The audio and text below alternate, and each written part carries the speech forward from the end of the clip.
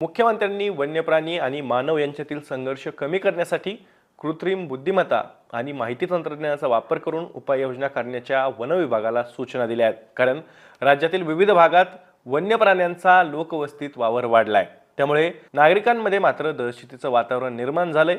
त्यावर उपाययोजना करण्याच्या सूचना मुख्यमंत्र्यांनी दिल्या। त्यासोबतच कृषी विभागाला आपल्या आराखड्यात शेतकरी केंद्रबिंदू ठेवत योजनांची अंमलबजावणी करण्याचे निर्देशही मुख्यमंत्र्यांनी दिले आहेत।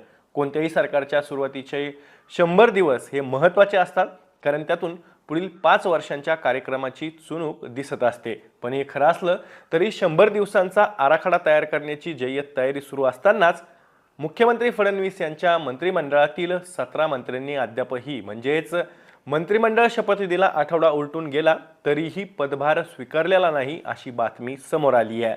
त्यामुळे बिनमंत्र्यांचा या खात्याचा कारभार चालवला जातोय की काय